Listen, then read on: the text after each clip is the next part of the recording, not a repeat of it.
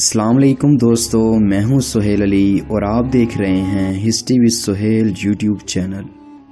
عباسی خلیفہ مہدی کے انتقال کے بعد ہارون الرشید نے دلجوئی کے لیے لشکریوں کو 200 درہم دیے اور بغداد کی طرف واپسی کی منادی کرائی۔ ابو محمد موسیٰ الہادی العباسی خلافت عباسیہ کے چوتھے خلیفہ تھے۔ ابو موسیٰ الہادی نے صرف 1 سال حکمرانی کی۔ موسیٰ الہادی 764 عیسوی میں پیدا ہوئے جبکہ ان کی وفات 786 عیسوی میں ہوئی۔ آپ کی والدہ کا نام خزراں تھا جو کہ بربر نسل کی ایک لونڈی تھیں۔ جب ان کے پیٹ سے ہادی اور ہارون پیدا ہوئے تو مہدی نے ان کو آزاد کر کے ان کے ساتھ 159 ہجری میں نکاح کیا۔ خلیفہ ہادی نے تخت نشین ہونے کے بعد اپنے باپ کی وصیت کے مطابق زنادقہ کی خوب خبر لی اور ان کے قتل و استحصال کی کوئی کمی نہ چھوڑی۔ جہاں کہیں بھی ان ملحدوں کو پایا گیا انہیں قتل کر دیا گیا۔ ان کی والدہ ملکہ خزراں کی خواہش تھی کہ مہدی اپنے بیٹے ہادی کے بجائے ہارون الرشید کو اپنا جانشین بنائے، لیکن مہدی کی اچانک وفات کی وجہ سے ایسا نہ ہو سکا۔ چنانچہ الہادی نے خلیفہ بننے کے بعد اپنی والدہ کو امور سلطنت سے بے دخل کر دیا۔ اس پر ماں بیٹے کے درمیان دوری کی فضا پیدا ہوئی۔ ہادی اپنے باپ کے مقابلے میں مزاج کا سخت تھا، چنانچہ اہل بیت کے جب ایک فرد حسین بن علی نے مدینہ منورہ میں بغاوت کی تو اہل مدینہ نے ان کے ہاتھ پر بیعت کرنا شروع کر دی۔ انہوں نے مدینہ کے گورنر کے مکان کا محاصرہ کر لیا۔ فریقین کے درمیان جھڑپیں شروع ہو گئیں جس میں والی مدینہ مارا گیا۔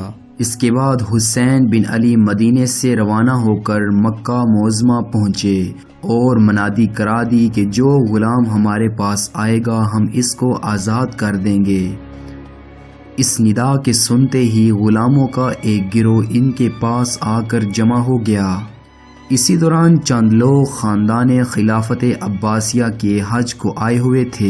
جس وقت حسین کے واقعات کی خبر خلیفہ ہادی کے کانوں پہنچی تو انہوں نے محمد بن سلمان کے نام ایک فرمان روانہ کیا اور انہیں حسین کے ساتھ جنگ کرنے کا حکم دیا۔ چنانچہ انہوں نے مکہ پہنچ کر تمام عباسی اور اپنی لشکریوں سمیت جنگ کا ارادہ کیا۔ خون ریز جنگ کے بعد حسین بما اپنے ہمراہیوں بھاگ کھڑے ہوئے اور بہت سے آدمی اس مارکے میں مارے گئے۔ اس جنگ میں حسین بن علی کا ایک چچا زاد بھائی بچ کر مصر اور مراکش چلا گیا جہاں اس نے خود مختار ادریسی حکومت کی بنیاد رکھی۔ مورخین نے خلیفہ الہادی کی سیرت و کردار کے بارے میں بہت کم لکھا ہے کیونکہ اس کی مدت خلافت بہت کم تھی۔ ہادی اگرچہ مزاج کا سخت تھا لیکن امور سلطنت سے غافل نہ تھا۔ وہ دوسرے عباسی حکمرانوں کی طرح فیاض اور ذہین تھا۔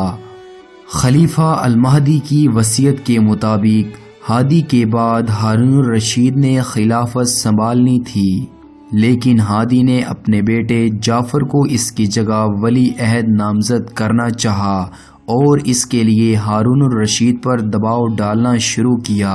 ہارون الرشید ولی عہدی سے دستبردار ہو جاتے لیکن یحییٰ برامکی کے حوصلہ دینے پر وہ میدان میں ڈٹے رہے۔ یہ کشمکش جاری تھی کہ ہادی کی وفات ہو گئی اور ہارون کے لیے راستہ خود بخود صاف ہو گیا۔ خلیفہ الہادی نے موصل کی طرف سفر کے دوران وفات پائی۔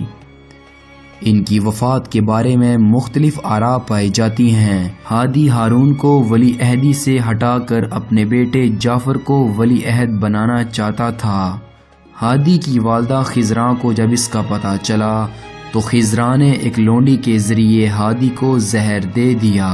170 ہجری بمطابق 786 عیسوی میں 1.25 سال کی حکمرانی کے بعد اچانک ہادی کی وفات ہوئی۔